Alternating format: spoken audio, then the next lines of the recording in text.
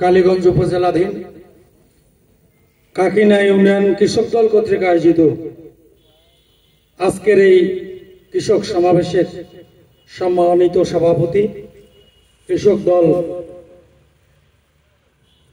Kakina union শাখার বিপ্লবী সভাপতি জনাব মোহাম্মদ মাইদুল ইসলাম, আমাদের মাঝে উপস্থিত রয়েছেন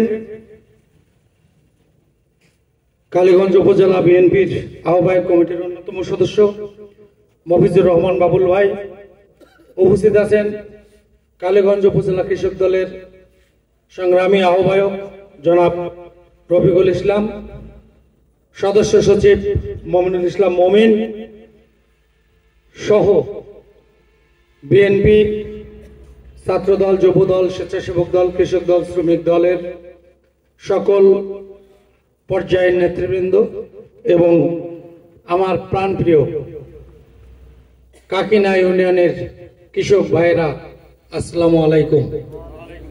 হিন্দু ভাইদের জন্য আদাব। আজকের এই কৃষক সমাবেশ এটি একটি ব্যতিক্রম ধর্মী কর্মসূচি। সচরাচর যে রাজনৈতিক কর্মসূচিগুলো আমরা পালন করি সেখানে আপনারা দেখে থাকবেন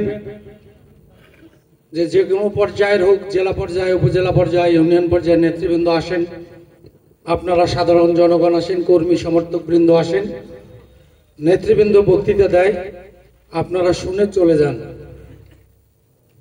আজকের এই কর্মসূচিতে একটু ব্যতিক্রম, বিপরীত।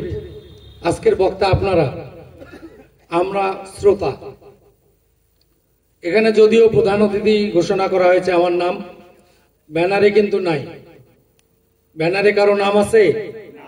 ব্যানারে দেখেন শুধুমাত্র এই ইউনিয়নের যিনি কৃষক দলের সভাপতি, শুধু তার নাম আছে, আর কারোরই নাম নাই। এখানে যদি আরো কোনো বড় নেতা আসে তাও হবে না, কারো নাম থাকবে না। তো কেন এই সমাবেশ,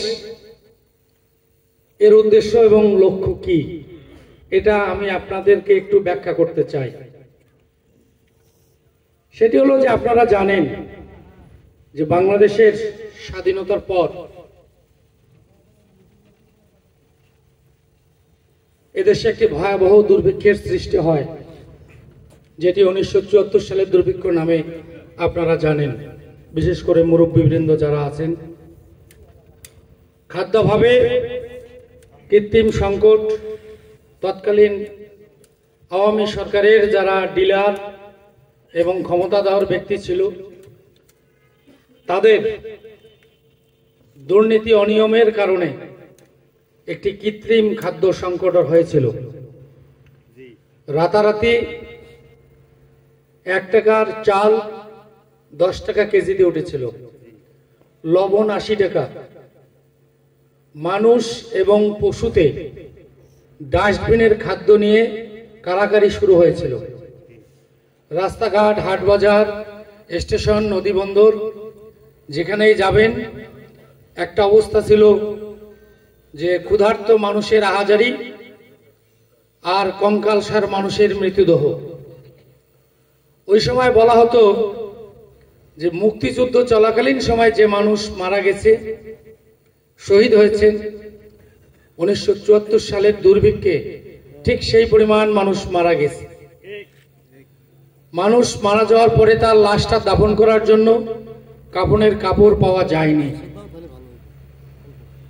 কলা পাতায় লাশ দাফন করা হয়েছিল, চট বস্তায় মুড়িয়ে মানুষের লাশ দাফন করা হয়েছিল। লজ্জা নিবারণের জন্য কাপড়ের ব্যবস্থা ছিল না। আমাদের চিলমারির সেই বাসন্তী রানী জাল পরে লজ্জা নিবারণের সেই ছবি সারা পৃথিবীর বিবেকবান মানুষকে আহত করেছিল।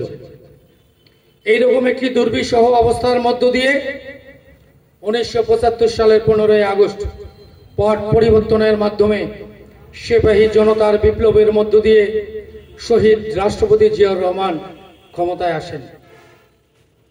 সর্বপ্রথম জিয়াউর রহমান ক্ষমতায় আসার পর উনি প্রথম যে কাজটি করতে চেয়েছিলেন সেটি হলো মানুষের মুখে অন্ন তুলে দেওয়া, ক্ষুধার্ত মানুষকে বাঁচানো এবং ক্ষুধার্ত মানুষকে বাঁচানোর জন্য একমাত্র পথ ছিল আমাদের খাদ্য উৎপাদন বাড়ানো, খাদ্যে স্বয়ংসম্পূর্ণতা অর্জন করা। যে মহান লক্ষ্যকে সামনে রেখে শহীদ রাষ্ট্রপতি জিয়াউর রহমান যে কর্মসূচিগুলো নিয়েছিলেন তার অন্যতম একটি কর্মসূচি ছিল খাল খনন কর্মসূচি, যেখানে আমাদের হাজার হাজার একর জমি সারা বছর পানিতে ডুবে থাকতো, সেখানে কোনো ফসল হতো না। উনি সর্বপ্রথম খাল খননের মাধ্যমে সেই পানি নিষ্কাশন করে হাজার হাজার লক্ষ লক্ষ একর জমিকে ফসলি জমিতে রূপান্তরিত করেছিলেন। উনি শুধু জমি উদ্ধার করে ক্ষান্ত হননি, উৎপাদনের জন্য উন্নত বীজ এবং আধুনিক কৃষি যন্ত্রপাতি, রাসায়নিক সারের ব্যবস্থা নিশ্চিত করেছিলেন। আপনারা সবাই জেনে থাকবেন, গম, ভুট্টা সহ বিকল্প খাদ্যশস্যগুলো শহীদ রাষ্ট্রপতি জিয়াউর রহমানই প্রথম শুরু করেছিলেন দেশে। শুকনো মৌসুমে আমরা সবাই প্রকৃতির উপর নির্ভর করে থাকতাম। বৃষ্টি হলে আউশ ধান হতো, না হলে হতো না। উনি চিন্তা করলেন যে এভাবে যদি হাত গুটিয়ে আমরা বসে থাকি প্রকৃতির উপর নির্ভর করে, তাহলে খাদ্য উৎপাদন বাড়ানো সম্ভব হবে না। তাই তো ভূগর্ভস্থ পানি ব্যবহার করে কৃষিখাতে ব্যবহারের জন্য উনি তৎকালীন সময়ে গভীর নলকূপ, অগভীর নলকূপ, শ্যালো মেশিনের ব্যবস্থা করেছিলেন। আপনারা সাক্ষী, শুধু এখানেই শেষ নয়, শহীদ রাষ্ট্রপতি জিয়াউর রহমান পৃথিবীর উন্নত কৃষি প্রধান দেশগুলোতে ঘুরে ঘুরে সেই সব দেশের আধুনিক কৃষি প্রযুক্তি, আধুনিক বীজ, সার এগুলো নিশ্চিত করে মাত্র ৩-৪ বছরের ব্যবধানে দুর্ভিক্ষ কবলিত বাংলাদেশকে একটি খাদ্যে স্বয়ংসম্পূর্ণ দেশে পরিণত করেছিলেন। শহীদ রাষ্ট্রপতি জিয়াউর রহমান উনি ভেবেছিলেন বা ওনার চিন্তায় চেতনায় ছিল, কৃষক বাঁচলে বাংলাদেশ বাঁচবে এবং বাংলাদেশের অর্থনীতিকে যদি শক্তিশালী ভিত্তির উপর আমরা দাঁড় করাতে চাই, তাহলেই কৃষকের উন্নতি করতে হবে। কৃষক ব্যতীত এটি সম্ভব নয়। সর্বশেষ একটি অপ্রাসঙ্গিক কথা হলো, আমি বলে যাই আপনাদের কাছে যে এত কিছুর পরেও বিগত 15 বছরে কৃষকরা অনেক নিপীড়ন, নির্যাতন, অনেক বৈষম্যের শিকার। তো এত কিছুর পরেও যদি কৃষকরা তাদের মাঠের উৎপাদনটাকে কাজে না লাগাতো, তাহলে বাংলাদেশ অনেক আগেই ধ্বংসের দ্বার প্রান্তে চলে যেত।